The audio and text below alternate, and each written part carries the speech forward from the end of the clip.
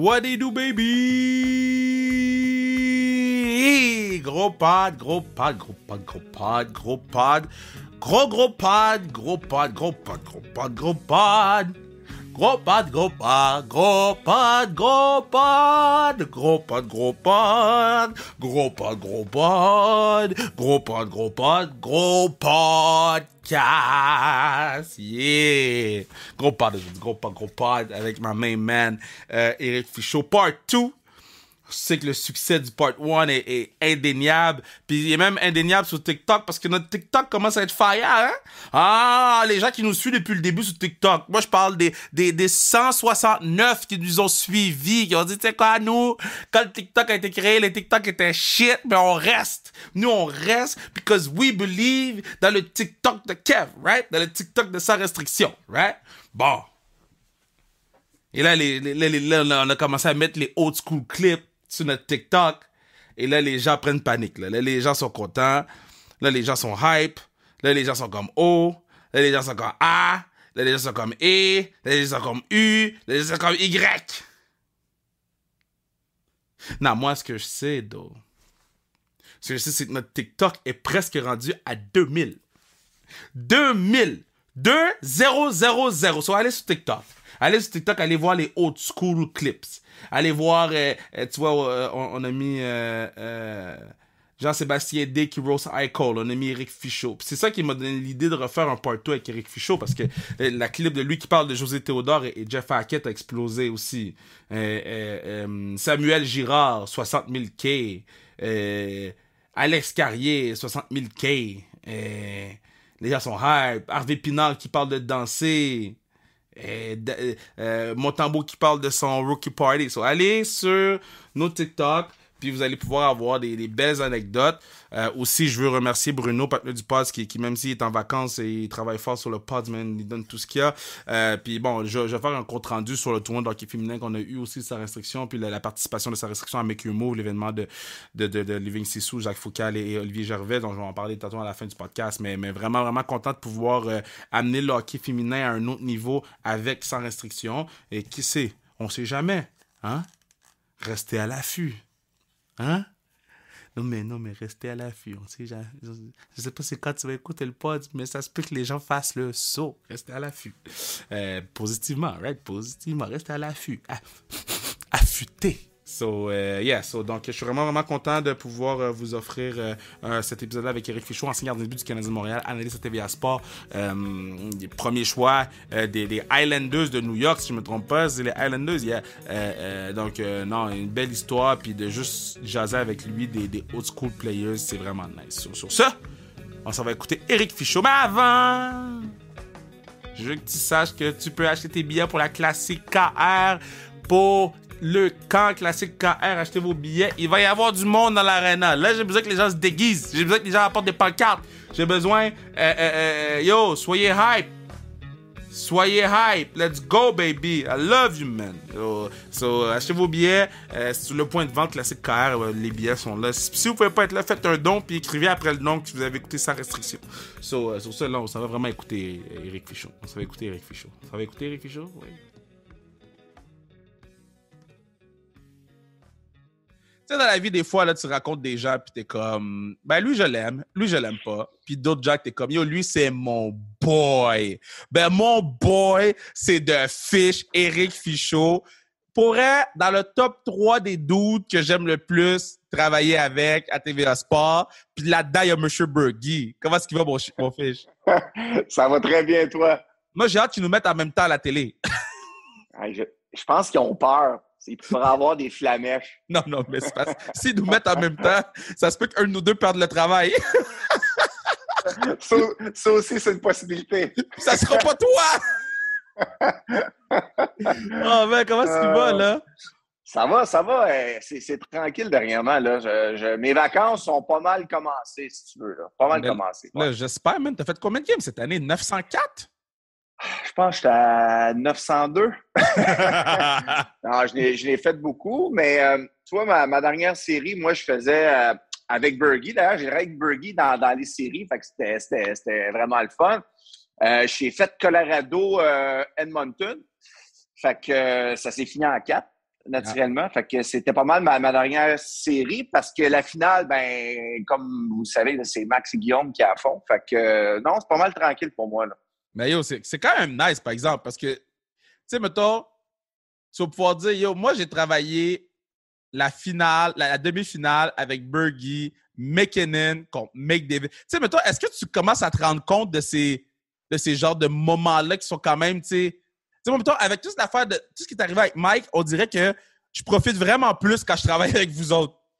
Ah, t'as raison. Non, c'est un bon point que t'amènes, c'est vrai, parce que c'est drôle parce que la première ronde, tu sais, Bergie vient me voir, tu sais, je suis quand même assez près avec Bergie, là, tu sais, on se texte des fois, c'est très drôle, là, tu sais, ça me fait toujours rire parce que, tu sais, je me souviens de lui dans les années avec les Nordiques, tout ça, tu sais, Ouais. tu m'avais dit un jour, tu vas texter Bergie, je t'aurais pas cru, tu sais, on travaillait ensemble, puis on s'entend bien, fait que la première ronde, tu sais, Bergie vient moi, il dit là, on va faire, il dit, tu sais, je reviens dans le fond, je vais faire des games avec toi, tu sais, pour la première ronde. Fait que là, ça a super bien été, mais tu sais, Bergie aime tellement ça. Fait que là, après la première ronde, je dis, Bergie, vas-tu être là en deuxième ronde? Ouais, je le sais pas, là, et je vais checker, là, comme défaite. Deuxième ronde, il est encore là. Fait qu'on a fait un autre tirant ensemble. Puis là, après la deuxième ronde, je dis, Bergie, tu fais ça en troisième ronde? Tant qu'être rendu là, ouais, il dit, je sais pas encore, là. Qu'est-ce qui se passe? Là, il me texte, il dit, on va faire la meilleure série Colorado-Edmonton. Fait que c'est ça qu'on a fait. Yo. Fait qu'on a eu du fun, là. Trois rondes avec lui. Écoute les histoires, puis il dit toujours, t'as-tu lu mon livre? Je dis, Bergie, j'ai pas besoin de lire ton livre. Je les connais toutes, tes histoires. Au complet. Wow, Bergie. Mais un qui a plein d'histoires tout le temps, c'est toi, là. OK? Ton lot d'histoires est infini. Puis à la fin... On est pas pire. Oh, t'en as pour... Moi, j'attends que t'écrives un livre, là. J'attends que t'écrives un livre parce que le nombre d'histoires que t'as, ça fait aucun sens. So, la dernière fois que t'es venu sur le pod, on a joué au jeu que je te nommais un coéquipier. Puis là, Ouais. on parlait d'une anecdote avec ce coéquipier-là. Mais là, on a comme manqué de temps parce que nous, on se met un timer parce que sinon, on pourrait parler pendant 8 ans. Fait que là, moi, je dis, continuons notre jeu parce que ce jeu-là, avec toi, c'est le jeu de nos 200 épisodes. C'est le jeu qui a le plus marché. Fait que t'es-tu prêt à ce qu'on réembarque dessus? C'est bon, vas-y. OK, fait que je t'en lance un. Moi, je vais avec des old school, OK? Enrico Ciccone. Chico, des histoires avec Chico, laisse-moi penser. Pensais-tu qu'elle allait se rendre en politique? Ben, honnêtement, ça me surprend pas nécessairement parce que c'est un gars qui est bon dans les débats puis que lui, il adore ça. Tu sais. Il a toujours feedé sur ça, toujours été quelqu'un qui aimait ça, débattre, que ça soit dans le sport, dans n'importe quoi. Puis, tu sais, il est bon. Il a toujours été bon. C'est un gars qui a des arguments. Fait que non, honnêtement, même quand on travaillait ensemble, des fois, on en parlait en blague. On disait, hey, ça t'intéresserait-tu la politique? Puis, je sais qu'il avait déjà été approché dans le temps. Puis, fait que non, je pense pas qu'il y a personne qui est tombé à terre quand on a vu ça. Mais c'est drôle parce que on parle souvent de Scotch ensemble. Chico, c'est lui qui m'a embarqué sur le Scotch. C'est à cause de lui, tout ça, là. Tout l'argent que j'ai mis dans le Scotch, c'est Chico le responsable. Parce que moi, je me souviens... Je sais pas toi, mais tu sais, dans le temps, j'écoutais des films, puis là, je voyais un gars qui revenait à la maison dans la série ou dans le film, puis qui prenait un scotch, puis je me disais, Colin, tu sais, c'est hot, là, c'est comme tu reviens, là, le gars sort son verre, puis il prend son drink, puis là, puis je me disais, faudrait que je commence, mais j'étais pas capable, tu sais, fait que j'avais commencé avec du cognac, puis du cognac, genre, je pense que mon beau-frère m'avait acheté un genre de cognac à vanille, là, c'était sucré, mais pour commencer, tu comprends? Ouais, c'était comme du sucre à la crème là, à liquide. Mais en tout cas, ça en enlevait le goût. Fait que, tu sais, j'avais commencé à prendre du cognac. Puis à un moment donné, on avait invité Chico et sa femme, je pense, au jour de l'an. Puis il était avec une bouteille de scotch à la maison. Puis moi, tu sais, dans ce temps-là, je buvais du cognac. Puis il m'avait dit, Fish, je te jure, il dit, tu prendras plus jamais un verre de cognac. J'étais là, ah ouais, OK. Je m'en souviens, c'était un Benriac. Puis effectivement, je te jure, là, ce soir-là, on a pris une coupe de verre de scotch. Ben, j'ai jamais bu un verre de cognac, je pense, de ma vie. Wow! Il l'avait calé. Ça a commencé de même. Puis là, ben moi, naturellement, à TVA, là, j'ai brainwashé plein de monde. Fait que là, Dave est embarqué sur le scotch. Il y a Alain chez lui qui a embarqué sur le scotch. Ben, toi, je pense que tu en prenais déjà avant. Ouais, moi, j'en prenais déjà. Ouais, mais j'en ai corrompu quelques-uns. Wow. Bruno, c'est un gros gars de scotch. Bruno, le partenaire du pod, gros gars de scotch. Il me teach beaucoup là-dessus. Là, j'ai un petit livre. Mais c'est à cause de Thomas Shelby. C'est à cause de Peaky Blinders.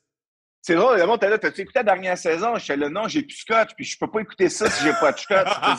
Faut que je supporte Thomas, moi, là. Je peux pas le laisser boire tout seul, là. Oh, man. OK, so... je pensais que c'était Christopher Higgins, mais c'est Matt Higgins. Oh, boo! Je pensais que c'était Christopher. Mais t'as donné un autre. J'ai joué avec les deux, en passant. T'as joué avec Christopher aussi? J'ai joué avec Chris Higgins avec les Bulldogs d'Hamilton. Ouais, Il était comment avec Christopher? Honnêtement, il était très tranquille, là. Moi, de ce que je sais que je les ai entendus les histoires après, là, quand il était avec le Canadien, mais moi, honnêtement, c'est un gars qui arrivait des collèges. Lui, l'histoire avec Higgins, ce qui est drôle, c'est que lui et Mike Komisarek, moi, j'ai joué avec les deux, avec les Bulldogs d'Hamilton. C'était écœurant, eux autres. Eux autres, c'est deux gars de Long Island, deux kids de Long Island qui habitaient sur la même rue.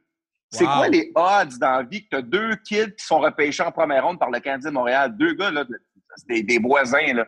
Puis les gars me disaient que quand j'étais avec les Islanders, eux autres, ils avaient genre 10-12 ans, ils venaient me voir jouer. C'est drôle, hein? Puis quand j'ai joué avec eux autres, ils me rappelaient ça. Je disais, merci, boys, de me faire vieillir comme ça. C'est super le fun. Mais moi, honnêtement, j'ai adoré autant Komisarek que les gars, ils étaient très sérieux. C'est un gars en forme. C'est un gars qui arrivait de où il y avait. C'était un gars de Yale, lui, je pense. C'est un gars qui arrivait quand même des collèges. Là. Ouais, je pense que c'est un gars d'un Ivy League, mais non, je n'ai que de bonnes choses. Mais Matt Higgins, c'est très drôle parce que lui, comme on dit, c'est un wise ass. C'était toujours un petit commentaire. C'est un bon gars, Matt Higgins. C'était pas un gars c'était pas un. Je pense que c'était un premier choix du Canadien? Je pense que oui. Hein? Je vais te dire ça tout de suite. C'était pas ce cas. C'était pas un premier choix, là, on s'entend. C'était pas un mauvais joueur, mais pas d'être un choix de première ronde. Non, ça, c'est certain. C'est ça. C'était 18e au total. Ah non, c'est ça. C'était un gars peut-être de 3e ronde, tu sais, mais... D'ailleurs, avec les parce que j'ai joué avec Matt Higgins, moi, avec les Citadelles de Québec, mais... Quand j'étais avec les Bulldogs Hamilton, on avait deux organisations. On avait les Oilers et le Canadien. On était comme 2-1, comme ça arrive des fois dans les américaines. Ouais. Puis je te jure, à un moment donné, on se parlait, puis on faisait le compte, là. Il y avait genre, mettons, sur 20 gars, là, on était comme 13 choix de première ronde. C'est fou.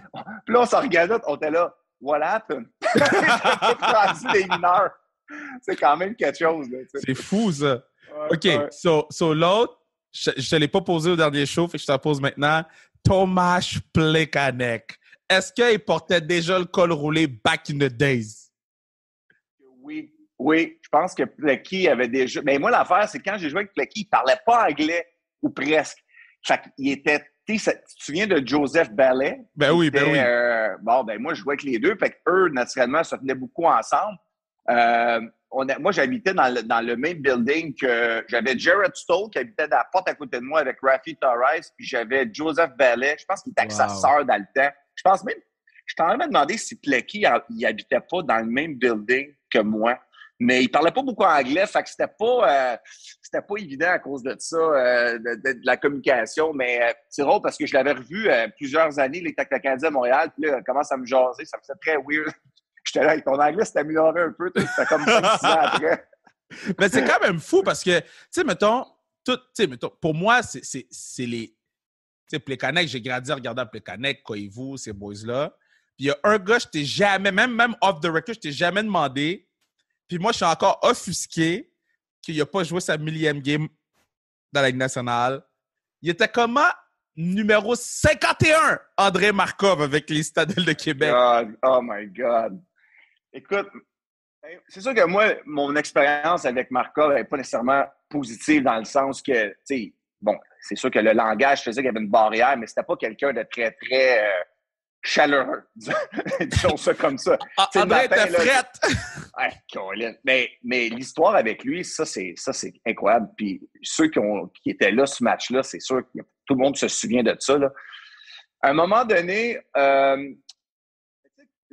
ce qui arrive souvent, c'est que quand, exemple, le Canadien ne font pas les séries, bon, on ne l'a pas vraiment vu cette année, là, mais des fois, ce qu'ils font, c'est qu'ils retournent des jeunes pour finir dans les séries pour la Ligue américaine, pour aller aider le club d'école. Fait que ça, des fois, c'est bon, mais des fois, c'est pas bon parce que les jeunes ne veulent pas y aller. Ils ont joué une grande portion de la saison en haut, fait que les autres, leur retourner dans les mineurs, ça leur tente pas. Ça devrait pas être ça, là, mais c'est quand même souvent la réaction des gars. Fait que moi, il y a une année, le Canadien décide de renvoyer Markov, qui avait joué une bonne portion de l'année avec le Canadien. Il renvoie les mineurs avec nous autres pour supposément nous aider à passer les séries puis à continuer à se développer. Il avait même envoyé Aaron Asham. Tu te souviens d'Aaron Asham qui joue un peu pour le Canadien? Fait que, imagine, on n'a quand même pas de mauvaise équipe. Fait qu'il nous renvoie quand même 2 excellents joueurs là, qui peuvent nous aider. Puis là, on est comme rendu, on n'est pas loin de l'élimination. Fait que là, on a Markov que lui, il veut pas être là. Je te le jure. C'est tellement flagrant. Il est sur la glace, là. Puis il fait exprès pour faire des hors-jeux pour débarquer. Non. Je te jure, il y a 2 pas à faire pour frapper la ligne rouge. Là. Lui, il fait exprès. Il faisait des icing. Il débarquait. Il voulait pas jouer. Il voulait pas être là. C'était dit, on capotait. Les gars, ils étaient tellement fâchés. Là. C'était incroyable. Puis là, ensuite de ça, tu as Aaron Asham qui arrive avant le match. Son auto est déjà pactée. Lui, c'est comme, nous autres, c'est sûr qu'on perd la game. Lui, il avait je te jure, il est arrivé à l'aréna, son auto, il y avait des cordes avec du stock sur son toit.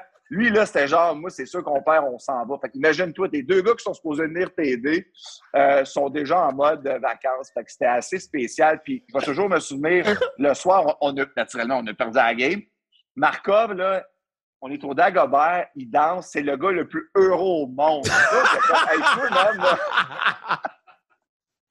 Imagine-tu?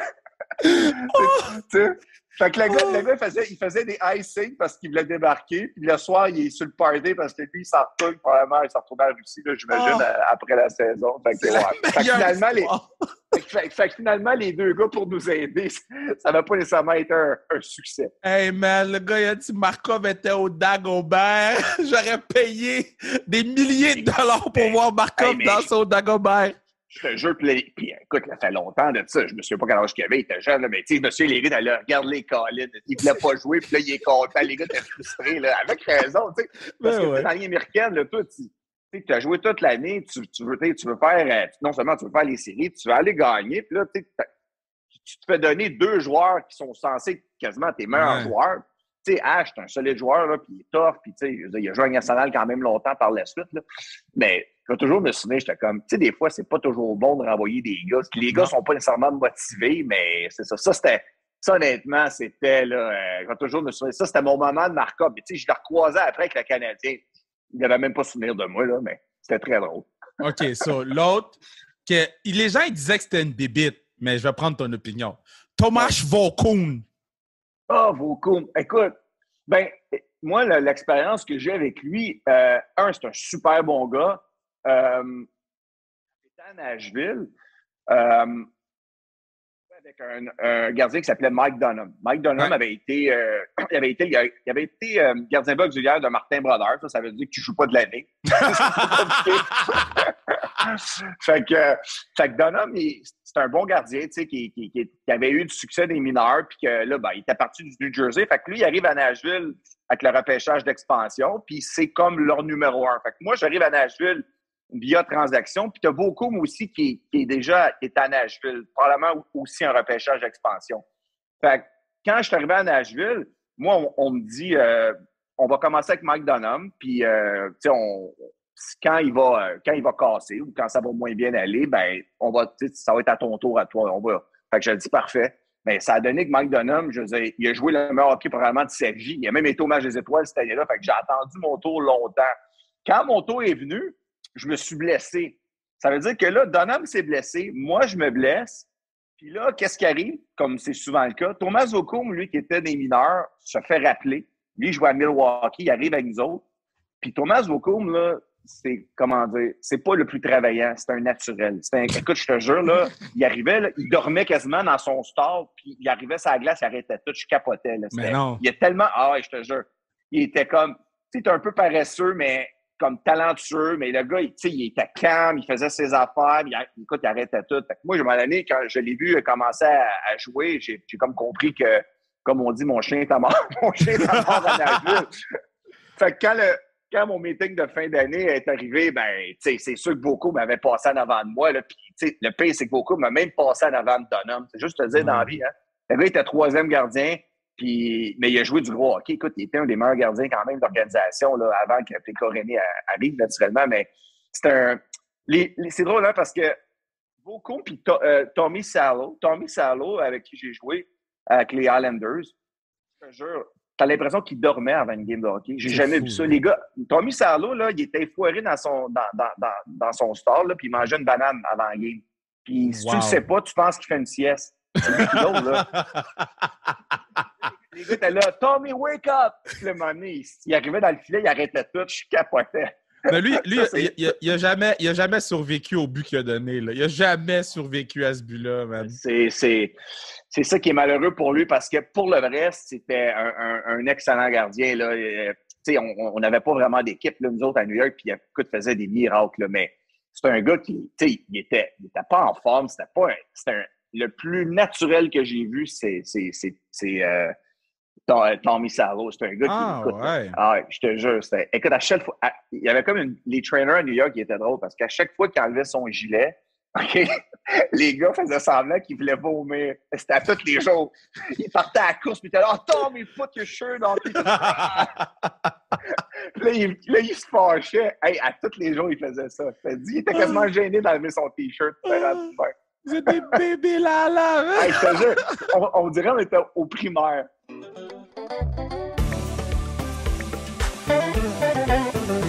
C'est à ce moment-ci que je vous dis que vous pourriez assurer la pérennité du port. On a chanté, qu'est-ce que tu dis? N'importe quoi, sans restriction, sur le zonekr.ca. Sans restriction, sur le zonekr.ca. Ou vous pouvez acheter vos billets pour la classique KR pour assurer la pérennité de le camp.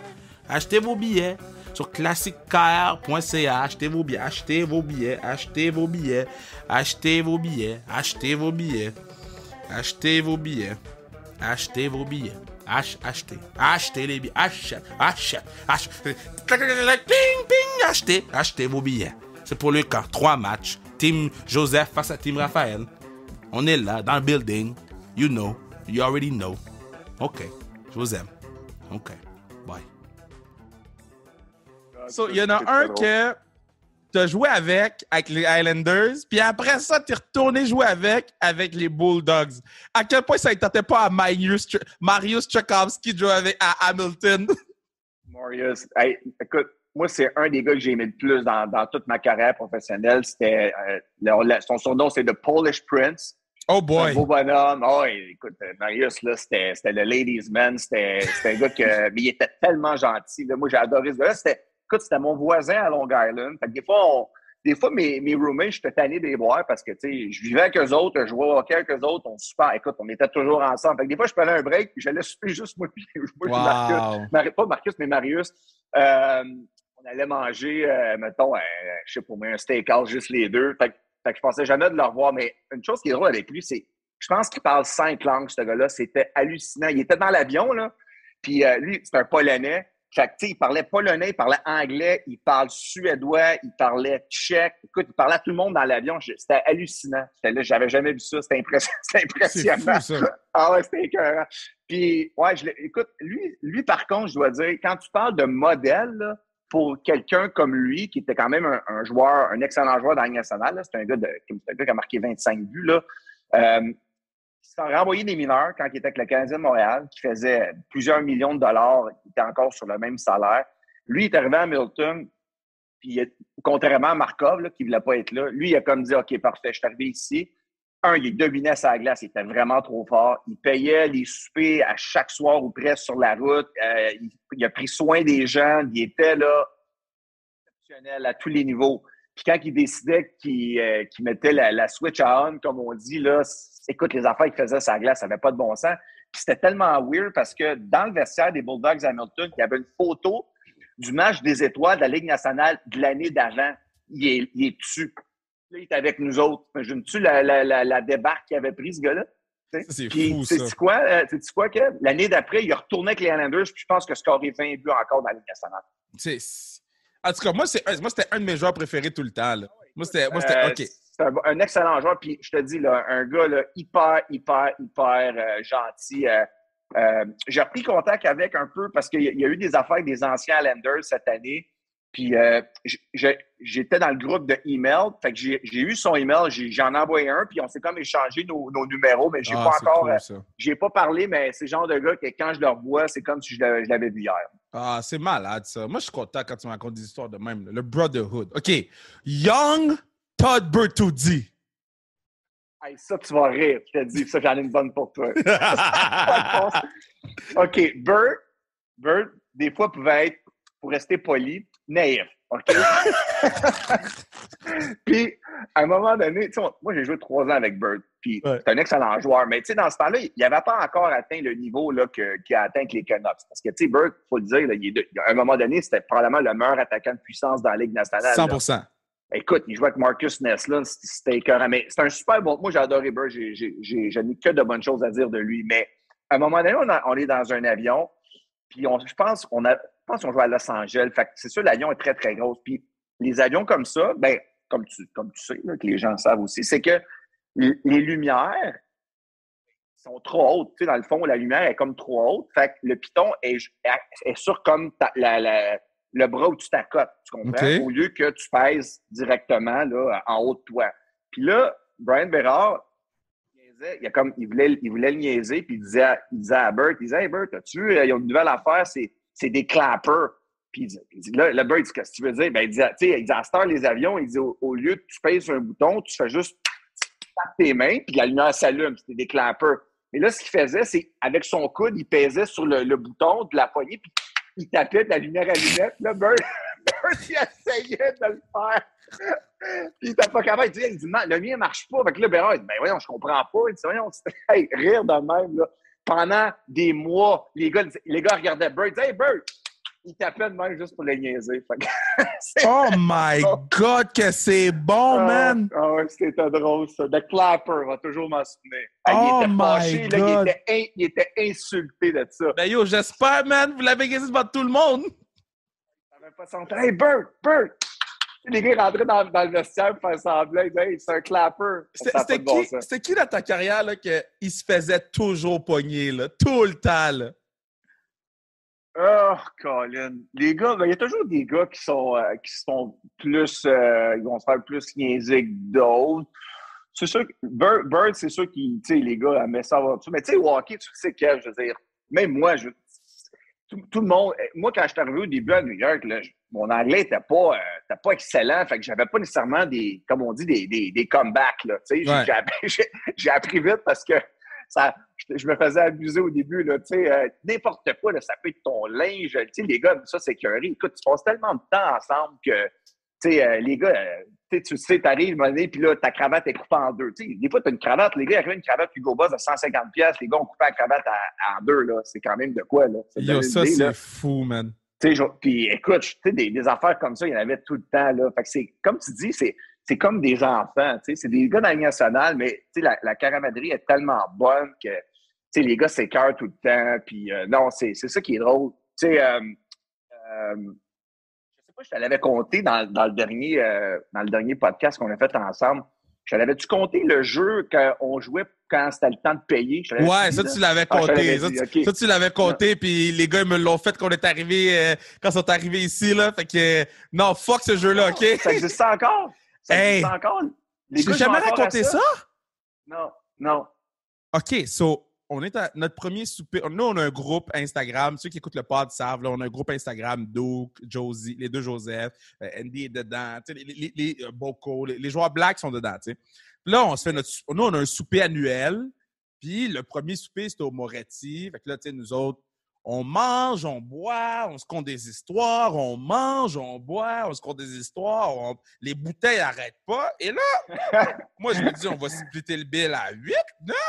Et là, Doug qui prend une casquette, ma casquette, et toutes les cartes de crédit sont dans la casquette. Là, moi, je suis comme, tabarnak, c'est quoi le jeu-là? Fait que là, la serveuse, elle vient, puis elle pige. Fait que c'est la dernière carte dans la casquette qui paye tout. Ma carte, c'est la première qui sort. Moi, j'avais pas compris que c'était moi la première. Toi, tu pensais que t'avais perdu. Moi, je pensais que j'avais perdu. J'étais déconfit. Moi, je préparais le virement de bank account que j'allais faire parce que j'étais comme si dans les 4 chiffres, ce souper-là, puis je veux même pas savoir à quel point dans les 4 chiffres. finalement, c'est On Duke. doit vendre, dans le fond. Là. Ah, et puis en plus, si je commençais à TVA Sport, là, je n'étais pas capable, là. Fait que là... Ah non. Oh my mais God. ça, tu vois, mais ça, c'est un jeu. La carte de crédit, il n'y a pas de stratégie là-dedans. La carte de crédit, c'est uniquement de la chance. Mais moi, mon jeu, il y a de la stratégie. C'est les 3 boules de papier que tu mets dans ta main. Tu sais, c'est pas la... Fait que Attends, non, tu m'as pas compté celle-là. Je n'allais pas compter parce que moi, à l'époque, ça existait déjà, la carte de crédit. Ça fait longtemps que ça existait même avant moi. Mais nous, on avait un jeu, ça s'appelait Birds in the Bush.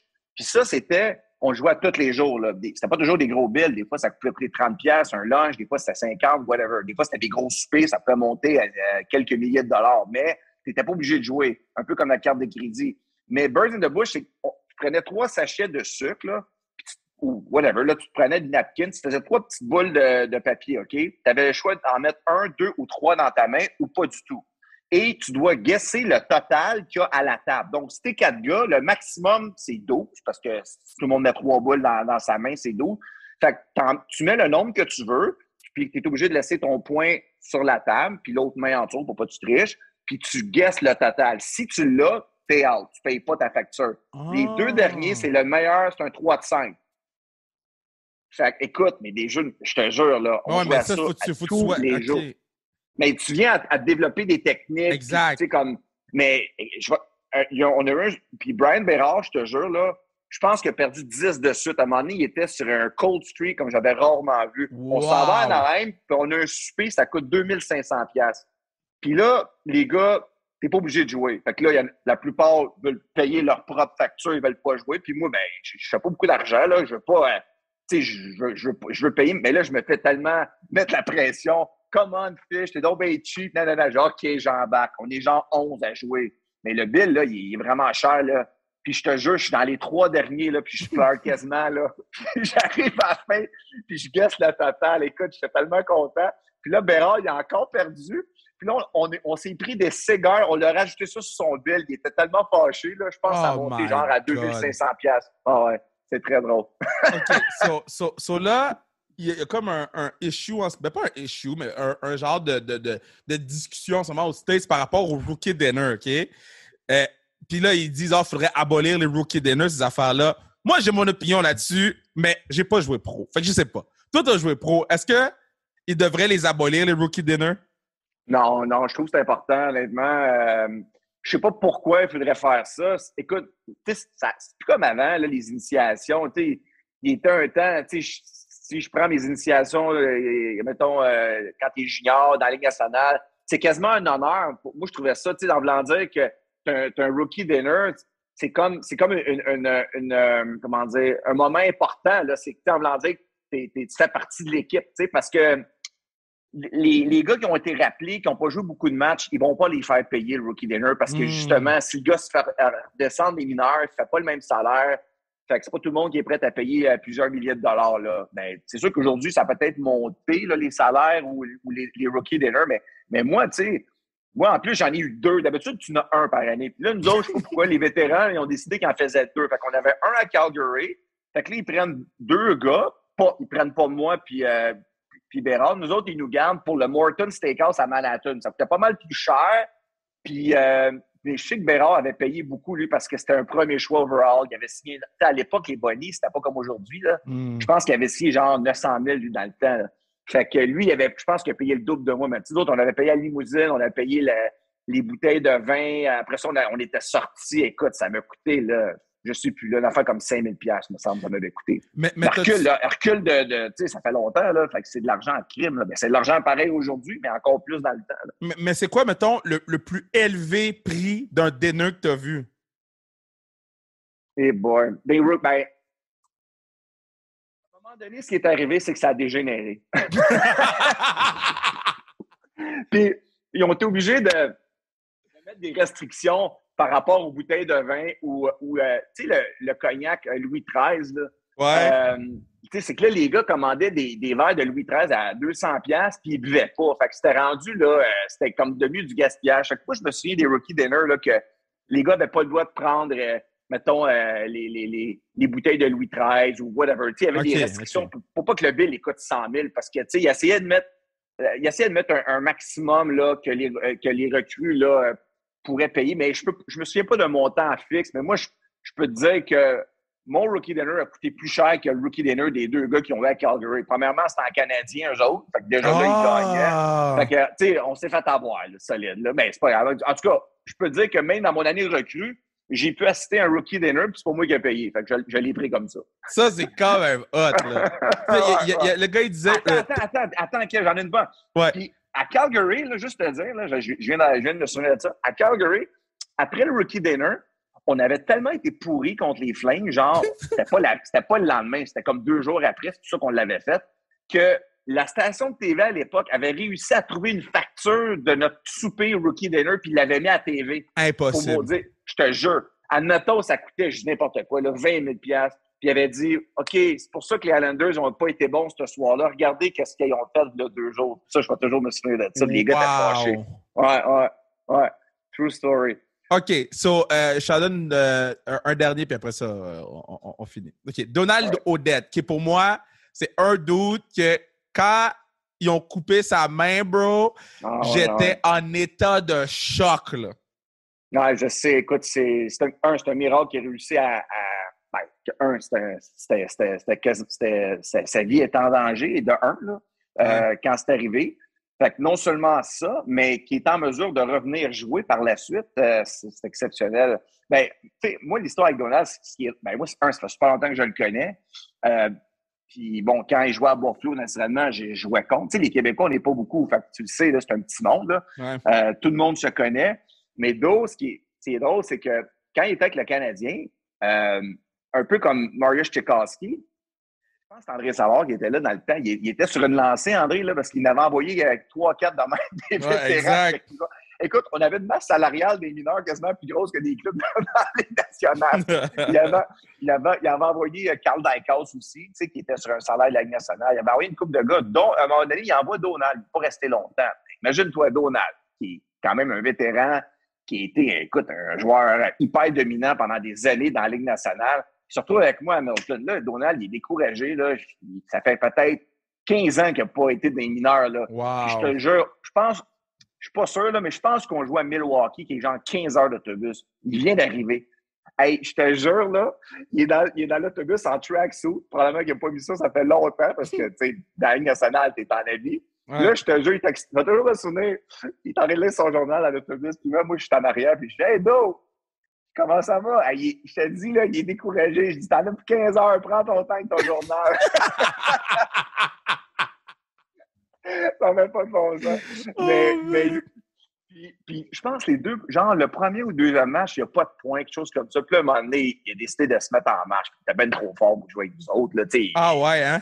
Ben oui, quand il a commencé à jouer, ça n'avait pas de sens. Je veux dire, la coche est tellement grande. Fait que là, Donald, comme défaite, il est revenu avec le Canadien. Fait que non, écoute, c'est très, très drôle. Hey, mais pendant que je te parle de ça, ça me fait penser. Quand tu me parlais totalement de Plekanec, l'histoire qui est drôle, c'est que Pierre Dagenet, il jouait avec moi avec Hamilton, OK? Puis à un moment donné, ils le mettent sur un trio avec Plekanec puis Joseph Ballet. Fait que les deux se parlent en slovaque, là, ou en tchèque, là, je me souviens pas, là. Puis Dagenet, il n'a jamais la rondelle. Pierre, écoute, c'est un sniper comme tu as rarement vu. Là. Je veux dire, le gars, faut que tu lui donnes la rondelle. Puis là, Pierre, là, c'était tellement drôle parce qu'il était là, écoute, j'ai le bâton dans les airs. Il disait que le bâton dans les airs, là, je suis 7 pieds 2. Il dit, les gars ne me voient pas. Il était là, donnez-moi le puck. Il dit, ils font juste s'avérer entre eux autres. Hey, on riait, nous autres, là. Il jouait des matchs, il n'y avait jamais la rondelle. Puis là, Doug Jarvis, il les rencontrait. Puis là, il me disait, Pierre, on a besoin de plus que toi. Il était là, ouais, mais il dit, les gars ne passent pas la rondelle. Passez-moi la rondelle. Puis là, il l'a changé. Ils l'ont mis avec Benoît Gratton. Je pense que Pierre a scoré 12 buts en 10 matchs. Wow. Le Canadien l'a rappelé, puis il n'est jamais revenu. Je pense qu'il a scoré 17 cette année-là en 50 games. Puis là, il était là, je vous l'avais dit, donnez-moi quelqu'un qui va me faire des passes, je vais en scorer des buts. Fait que c'était très drôle. Les deux faisaient juste des passes entre eux autres. Aïe, aïe, aïe. Moi, là, Fish, il faut que ça devienne une genre de mini-tradition que tu viennes sur le pod, là. Tu sais, un petit 30 minutes, là, puis qu'on shoot de shit, là, parce que moi, je trouve que si t'écris pas de livre, mais ça va être un livre audio, parce que t'as tellement d'anecdotes, puis moi, quand tu m'écoutes à TVA Sports, je suis tout le temps comme, yo, est-ce que tout le monde devrait entendre ces anecdotes-là, puis tout le monde devrait entendre ces moments-là, parce que, man, c'est des trucs que Si tu nous les dis pas, tu vas te die avec, là.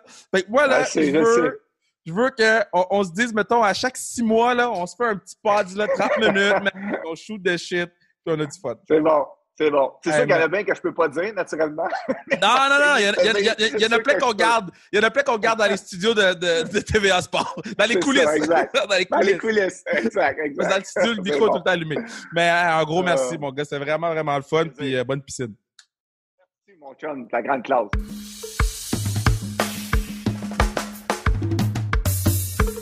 Oh, pas, c'est nice, mais c'est nice. J'adore parler avec Eric. Mais Eric, c'est un great guy, great dude. Puis c'est tout le temps plaisant d'avoir des anecdotes. Puis c'est du entertainment to the fullest. Je suis hype! Hype parce que nos girls ont show up pour le tournoi de hockey féminin. Nos girls ont bien fait ça. C'était vraiment le fun. C'est sûr qu'il y avait, une petite disparité au niveau du calibre. Shout out à Mystery Machine. Shout out mes girls de Mystery Machine si vous écoutez le pod qui ont pas marqué un but du tournoi. à part quand j'ai trouvé ça vraiment beau, les filles du centre 2102 ont changé de gilet avec les filles de Mystery Machine pour permettre à tout le monde de jouer ensemble. Puis je sais que les filles de Mystery Machine ont vraiment apprécié. Oui, mais je sais que les filles du 2102 aussi vraiment apprécié. Puis la finale était vraiment sick. Là, de voir les filles du centre 2102, de les voir affronter Caroline Ouellet, Julie Chou. 4 contre 4, man, les filles de Concordia, c'était vraiment, vraiment nice. Man. Pour vrai, moi, je suis hype de pouvoir refaire ça bientôt, puis c'est vraiment le fun de pouvoir ajouter ça à notre offre de podcast, de pouvoir, on fait pas juste promouvoir le hockey féminin, on agit aussi, puis c'est une des choses qui pour moi le prouve le plus, c'est qu'on réussit à faire un tournoi de hockey féminin 4 contre 4 à Laval. Ça nous a pris un mois, ça nous a coûté un bras puis une jambe, mais on était vraiment fiers de le faire, de pouvoir participer à l'événement Make Your Move. C'était vraiment le fun parce que les gens étaient comme surpris de voir que nos girls avaient beaucoup de mains. Je pense à j'essaie de retrouver en fait Daphné, Kylian Nadeau, Audrey-Anne Veillette et Harry Julien ont représenté Team Sans Restriction. Fait que je trouvais ça vraiment nice de pouvoir aussi repartager les buts des filles sur notre story Instagram puis que les gens ils fassent oh shit! Les mains, les ci, les ça, puis de regarder, voir la réaction des gens, moi je trouve ça fabuleux parce que moi je suis comme guys, I've been like that for 5 years now, tu sais. Moi même plus, fait que moi je suis comme oui, pas numb, mais parce que je suis encore impressionné, puis je crie, puis je chante, puis je saute à chaque but, puis à chaque jeu, puis à chaque petite affaire, mais je suis juste comme, toi, tu le vois pour la première fois. J'aimerais ça revivre ça, de revoir le talent de ces filles-là pour la première fois, tu sais. Donc, non, c'était vraiment, vraiment nice. Puis, moi, j'espère que les gens vont continuer à supporter le pod pour qu'on puisse, continuer à supporter le hockey féminin, mais aussi le flag football féminin, on veut faire quelque chose, puis le rugby féminin, puis etc. Le podcast, c'est le pod du peuple. Puis il y a d'autres choses qu'on veut supporter. On donne déjà à des fondations. On a des belles nouvelles qui s'en viennent pour le podcast, qui s'en viennent au mois d'août. On a aussi, personnellement, si tu l'écoutes le lundi, tu l'écoutes le mardi, tu le sais, mais on a des petites nouvelles qui s'en viennent par rapport aux prochains trucs que je vais faire dans les prochaines semaines. Donc, tu sais, c'est dans les prochains mois. Donc, tu sais, moi, je vous dis, continuez à suivre le pod, continuez à nous suivre sur Instagram. Sur Instagram, c'est incroyable, man, de voir qu'il y a autant de gens qui nous suivent, puis autant de gens qui nous supportent, puis autant de gens qui nous donnent autant de love. Tu sais, nos chiffres sur Instagram, moi, je pensais que l'été, ça allait baisser, mais quand même, au contraire, non, ça baisse zéro l'été, puis tu fais comme... How? Donc, non, je suis vraiment, vraiment content, puis vraiment, vraiment fier, puis continuons, man, à travailler ensemble, puis continuons à aller plus loin, puis à aller de l'avant. Donc, moi, je vous aime. Puis c'est tout. Bye. Shout-out Bruno. Ah, puis félicitations à Mathieu Brutus, notre musicien. Hein? Mathieu Brutus, il a vraiment bien fait ça à son mariage. Puis je suis vraiment fier de lui. Puis il a bien fait ça avec le pod. Chaque chose qu'on lui demande, il le fait bien. Mais de le voir se marier comme ça devant les gens. J'ai été là 30 secondes au mariage. J'étais en show. Puis je suis vraiment juste parti pour aller lui dire what's up. Puis après ça, je suis allé... me coucher. Mais je trouvais ça beau de le voir bien habillé, veston, cravate, bel garçon. Moi, j'ai grandi avec ce boy-là, puis oui, j'ai dit cousin, mais c'est comme mon petit frère. C'est comme mon little bro qui se mariait, fait que c'était vraiment nice. Donc, je sais qu'il va écouter le pod, je vais au moins saluer, puis je t'aime, puis be safe, you do what you do, puis on se voit bientôt. Puis sinon, on se voit le 6 août pour ceux qui écoutent le pod. Vous êtes mieux d'être le 6 août à la classique cage, je vais être pissed! Tu peux pas me dire que tu supportes le pod si tu viens pas à la classique. I'm putting it out there. Tu peux pas me dire que tu supportes le podcast si tu viens pas à la classique. C'est tout. C'est tout. C'est tout. C'est tout. C'est tout.